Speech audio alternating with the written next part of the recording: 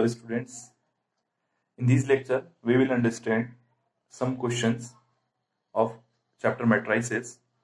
Let's start. Exercise 3.1 is the question number 1. In this we have given a matrices and we have to find the order, number of elements and elements number. Then first order. To identify the order, first we write in the form of row and column. तो first हम row number of rows count करेंगे. First row, second row and third row, यानी कि 3 into number of columns 1, 2, 3 and 4. There are 4 columns, यानी कि हमारी जो matrices हमें गिवन है इसका ऑर्डर हो गया 3 into 4. Next number of elements. Number of elements हम डायरेक्टली हमें जो ऑर्डर दिया है उस ऑर्डर का मल्टीप्लिकेशन करके हम फाइंड कर सकते हैं. 3 4 12 एलिमेंट्स, यानी कि इस मैट्रिक्स में जो नंबर ऑफ एलिमेंट्स होंगे वो 12 होंगे. आप यहाँ से काउंट भी कर सकते हैं, नंबर ऑफ एलिमेंट्स टोटल 12 होंगे. Next element A13. A13 का मतलब ये होता है कि first row and third column. First row and third column में एलिमेंट हमारे पास ये वाला है, दैट इज 19. एक और एग्जांपल देखते हैं. A21. 21 मतलब second row and first column. Second row and first column, तो इसका एलिमेंट हमारा होगा 35. तो it's answer is 35. Next third row third column. Third row and third column, that is -5. A24. Second row fourth column. Second row and fourth column, that is 12. And last one is A23. Second row and third column. Second row and third column, that is 5/2. These are question number 1. Let's start one more question. Question number 2. If a matrix has 24 elements, what are the possible orders it can have? What if it has 13 elements? Question number 2 हमें दिया है कि total elements जो हैं हमारे पास हैं 24. Total element अगर हमारे पास 24 है तो अब सिंपल सा ये सोचना है कि 24 के कौन कौन से फैक्टर्स हो सकते हैं या कौन कौन से मल्टीपल्स हैं जिनसे 24 आता है. क्योंकि हमने यहाँ देखा है कि टोटल नंबर ऑफ एलिमेंट्स हम निकाल सकते हैं by multiplying the order. First 24 into 1. First matrix ऐसी पॉसिबल है जिसमें 24 रोज हो और 1 कॉलम हो. सेकेंड 12 इंटू 2, 12 रोज और 2 कॉलम पॉसिबल है.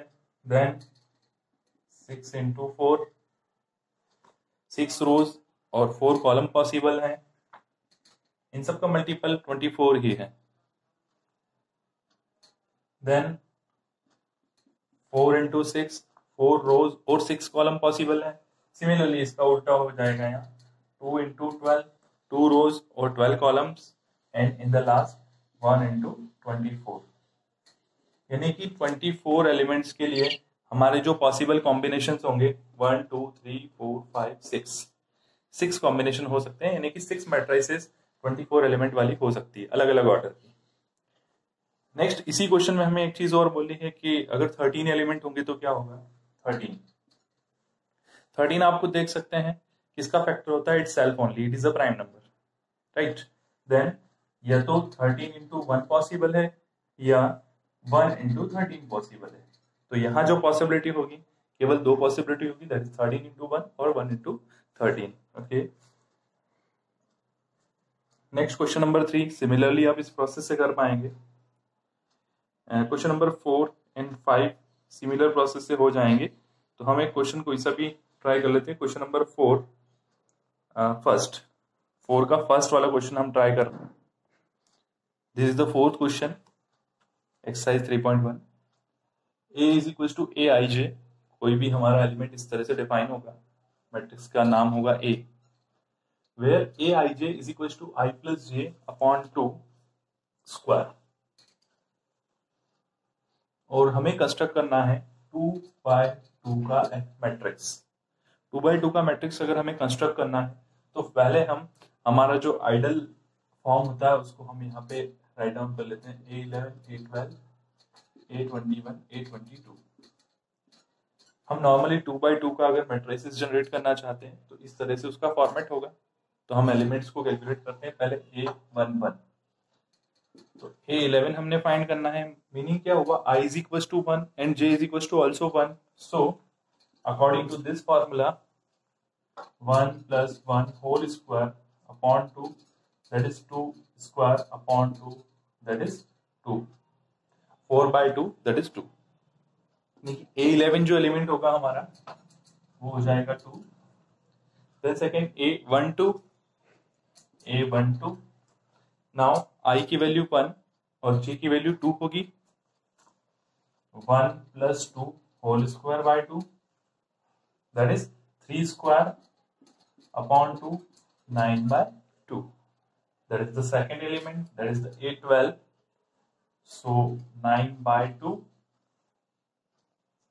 Third element A21. A21 I 2 plus 1 whole square by 2, 3 square by 2. It is also 9/2. So 9/2. And last one is A22. A22 2 plus 2 whole square by 2, that is 4 square by 2, 16/2, that is 8. Finally, we have constructed a 2/2 matrix according to our condition. By using similar process, you can generate any kind of matrices. So let's solve one more question, that is question number 6, and we have to find here value of x, y and z. We have two matrices, first and the second. Now हमें value find करना है x, y and z की। तो हमें जो corresponding values हैं, ये हमारे पास दो मैट्रिसेस है 2/2 की, 2/2 की। हम सेम ऑर्डर वाली मैट्रिसेस को ही कंपेयर कर सकते हैं, फर्स्ट चीज आपको ये ध्यान रखना है। देन करस्पॉन्डिंग जो एलिमेंट्स होते हैं केवल उन्हीं को हम कंपेयर कर सकते हैं, like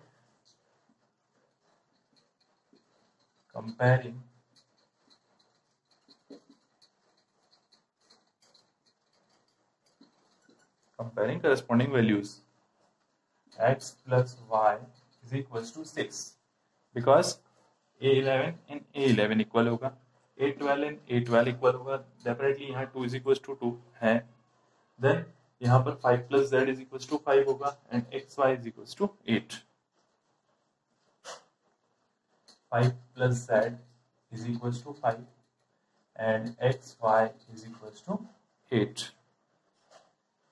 By using this, we can find a value, that is x plus y में से अगर हम वैल्यू फाइंड करें तो y is equals to 6 minus x हो जाएगा हमारे पास। देन z की वैल्यू अगर हम फाइंड करें तो z की वैल्यू हमारे पास होगी 5 minus 5, बिकॉज यहाँ भी 5 है, यहाँ भी 5 है, तो ये हो जाएगा 0। तो और यहाँ पे हमारे पास हो गया x y is equal to 8। तो अभी यहाँ हमने y की वैल्यू ऑलरेडी निकाल चुके हैं। तो by using this equation will put the value of y in this equation, that is x into 6 minus x is equal to 8। So value 6x minus x square is equal to 8। तो definitely यहाँ हमारे पास एक quadratic equation बन रहा है। तो quadratic equation है तो हमारे पास x की दो वैल्यू होंगी। So 0 is equals to 8 minus 6x plus x square, यहाँ से मैंने उस साइड शिफ्ट किया। देन अरेंज करते हैं, x square minus 6x plus 8 is equals to 0। अब हम अपनी वैल्यूज फाइंड कर लेते हैं। यहाँ पर z की वैल्यू ऑलरेडी 0 आ चुकी है और x और y की हमें वैल्यू फाइंड करना है। तो x की वैल्यू यहाँ पर होगी एक्स स्क्वायर मल्टीप्लाई करने पे 8 आना चाहिए और प्लस करने पे हमारे पास 6, यानी कि 4x minus 2x plus 8 is equal to 0, that is x minus 4 minus 2x minus 4 is equal to 0। तो हमारे पास x माइनस 4 और x माइनस 2 दो फैक्टर हो गए, x minus 2 and x minus 4। तो हम दो वैल्यूज होगी x की, x is equal to 4 and 2। तो यहां से हम चेक कर सकते हैं, if x is equals to 4 then y is equals to 6 minus 4, that is 2, and if x is equals to 2 then y is equals to 6 minus 2, that is 4. In this manner we can find the value of the x, y, z, and जिस तरह से हमने ये question किया इसी तरह से हम करस्पॉन्डिंग वैल्यूज को कंपेयर करके मल्टीपल इक्वेशंस को यहाँ सॉल्व कर सकते हैं। Thank you, have a nice day.